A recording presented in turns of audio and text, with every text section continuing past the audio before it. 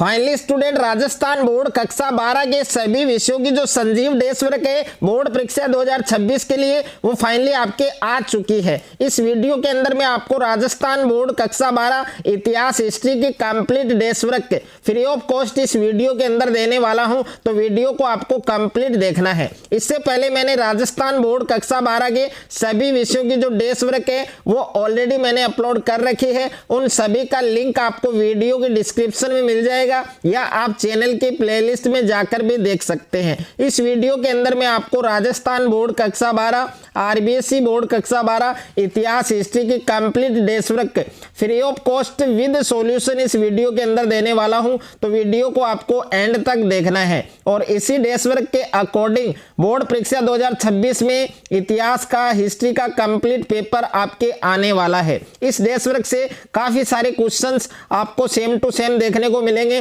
तो इसी के अकॉर्डिंग अब आपको तैयारी करनी है। अगर आपको हिस्ट्री के पेपर में, इतिहास के पेपर में पूरे 80 नंबर अगर आपको लाने हैं, पूरे 80 नंबर अगर आपको फोड़ने हैं, तो ये कंप्लीट डेस्क वर्क आपको अच्छे से तैयार करनी है। तो जैसा कि आप देख सकते हैं, completely based on the blueprint board model paper 2026 Rajasthan board के द्वारा जो आपके ऑफिशियल मॉडल पेपर जारी किया गया था इतिहास का, उसी पर आधारित, उसी के अकॉर्डिंग ये डेस्क वर्क है और उसी के अकॉर्डिंग आपके इतिहास का पूरा पेपर छपने वाला है। ब्लूप्रिंट के अकॉर्डिंग है, तो ब्लूप्रिंट भी आपको इस वीडियो के अंदर देखने को मिलेगी। और ये संजीव डेस्क वर्क है आपके राजस्थान बोर्ड कक्षा 12, आरबीएसई बोर्ड कक्षा 12 इतिहास की डेस्क वर्क है। इस डेस्क वर्क के अंदर आरबीएसई बोर्ड के द्वारा जारी जो मॉडल पेपर है आपके, वो आपको विद सॉल्यूशन मिलेगा।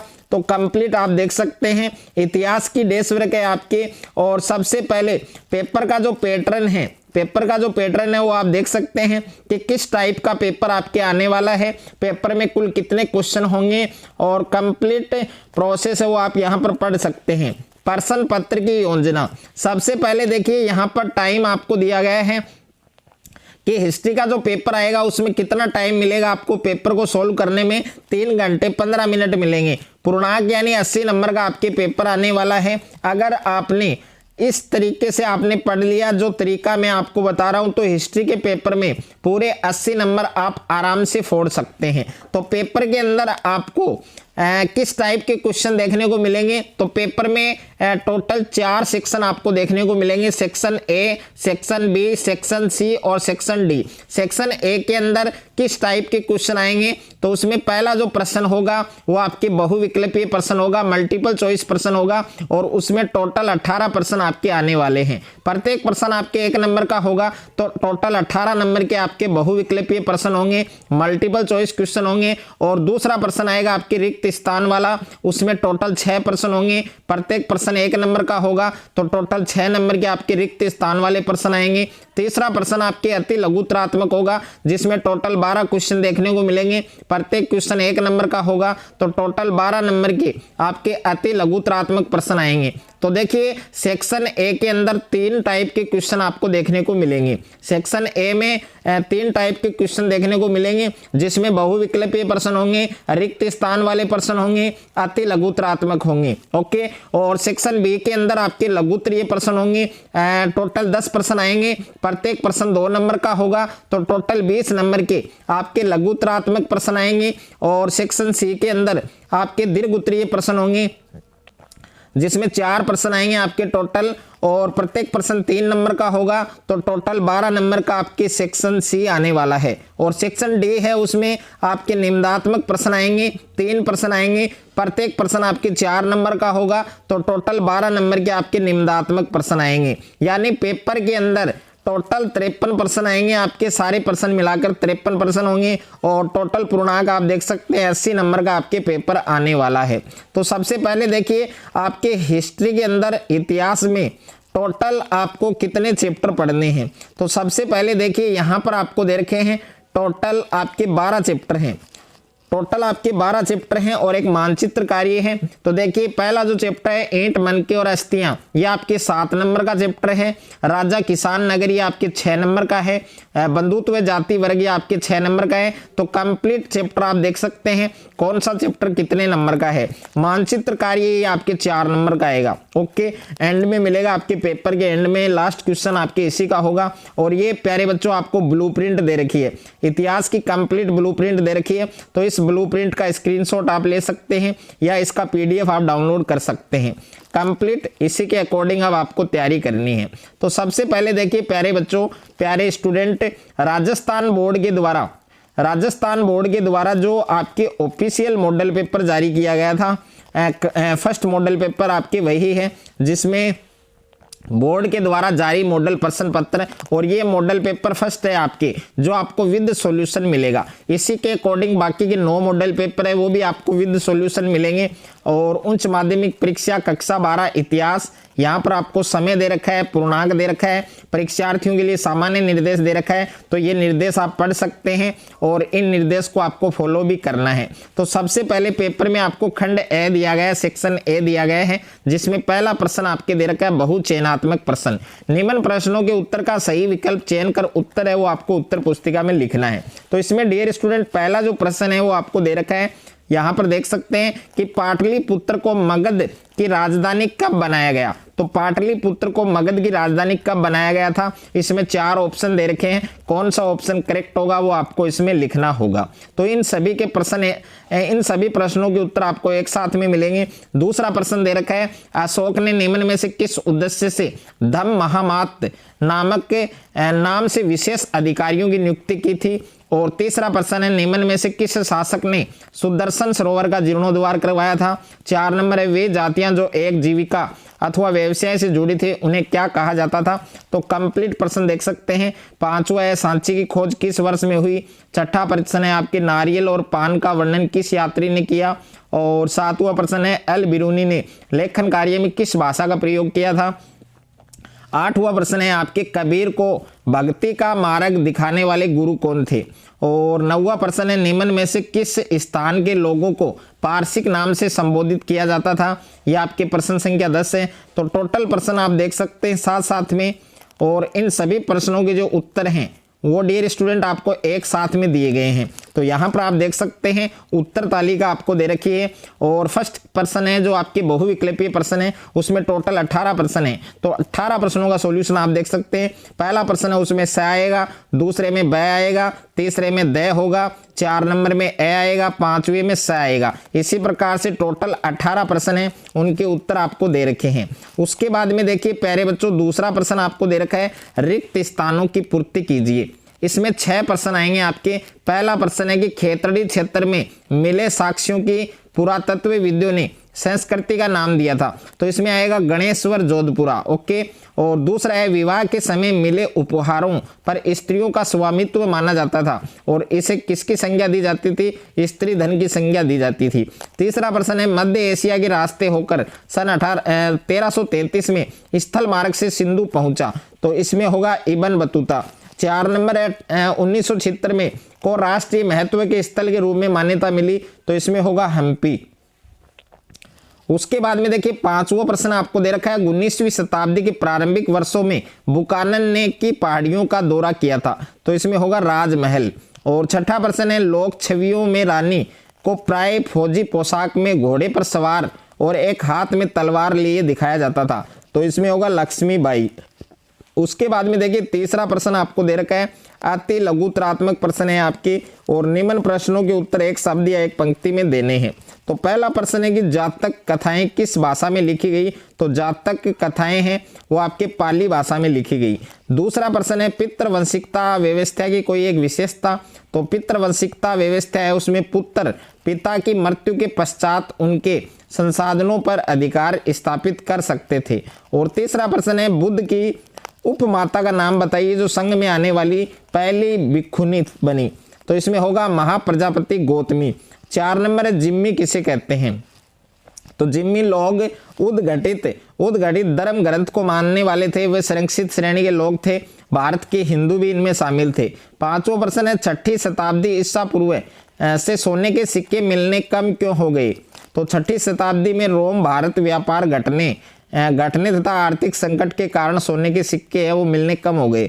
6ठा प्रश्न है, बर्नियर ने मुगल साम्राज्य का किस रूप में वर्णन किया? तो ये इसका उत्तर दे रखा है। और 7वां प्रश्न है, किस शासक ने यवन राज्य की स्थापना करने वाला उपाधि धारण की थी? तो कृष्ण देव राय। और 8वां प्रश्न है, जिन्स ए कामिल से आप क्या समझते हैं? तो जिन्स ए कामिल से क्या से है कि उच्च गुणवत्ता वाली फसलों से है जिन्हें बाजार में अधिक मूल्य मिलता था। उसके बाद में प्यारे बच्चों अगला प्रश्न दे रखा है, प्रश्न संख्या 9 आपको दिया गया है कि हवलदार व गांटीदार किसे कहा जाता है? तो हवलदार और गांटीदार वे अधिकारी थे जो मुगल राज्य में कर वसूली, राजस्व नियंत्रण की देख रेख कर सकते थे। 10वां प्रश्न है, इन मेमोरियम नामक चित्र किस चित्रकार ने बनाया? तो ये बनाया था जोसेफ नोएल ने। और 11वां प्रश्न है, पहला गोलमेज सम्मेलन निरर्थक साबित हुआ, कोई एक कारण लिखिए। तो इसका रीजन दे रखा है, पूरा आप देख सकते हैं। 12वां प्रश्न है, संविधान सभा में कितने वर्ष तक सरकारी कार्यों में अंग्रेजी का इस्तेमाल जारी रखने का निर्णय लिया था? तो ये होगा 15 वर्षों तक। ओके, उसके बाद में प्यारे बच्चों खंड ब आपको दे रखा है जिसमें लघु उत्तरात्मक प्रश्न आपको दे रखे हैं और इन सभी प्रश्नों के जो उत्तर है वो आपको 50 शब्दों में देने हैं। प्रत्येक प्रश्न आपके 2-2 नंबर के हैं। तो 4वां प्रश्न संख्या 4 है आपके, सिंधु सभ्यता से प्राप्त मुहरों पर बनी आकृतियों का विश्लेषण कीजिए। और 5वां प्रश्न आपको दे रखा है, 6ठी शताब्दी ईसा पूर्व के नगरों की भौगोलिक स्थिति और आधुनिक भारतीय नगरों की भौगोलिक स्थिति की कोई 2 समानताएं बताइए, इसका उत्तर दे रखा है। और प्रश्न संख्या 6 है कि आप किस आधार पर यह कह सकते हैं कि प्राचीन भारत में माताएं महत्वपूर्ण थी? तो ये इसकी 2 यहाँ पर विशेषताएं दे रखी हैं। 7वां प्रश्न आपको दे रखा है कि ईसा पूर्व प्रथम सहस्राब्दी के काल में विश्व के 2 महान चिंतकों और उनके देशों के नाम बताइए। तो यूनान में सुकरात है और ईरान में है जरथुस्तर। ओके, 8वां प्रश्न है, एल बिरूनी की जाति व्यवस्था का विवरण वर्तमान समय की जाति व्यवस्था से किस प्रकार अलग है? तो ये इसका उत्तर दे रखा है आपको। और अगला प्रश्न दे रखा है आपके प्रश्न संख्या 9 आपको दिया गया है, विजयनगर साम्राज्य के संदर्भ में राय और नायक के कार्यों की तुलना कीजिए। तो ये तुलना आप देख सकते हैं। प्रश्न संख्या 10 है, इस्तमरारी बंदोबस्त के बाद राजस्व राशि के भुगतान में जमींदार क्यों चूक करते थे? ये आपको समझाना है। तो ये इसका कंप्लीट सॉल्यूशन दे रखा है।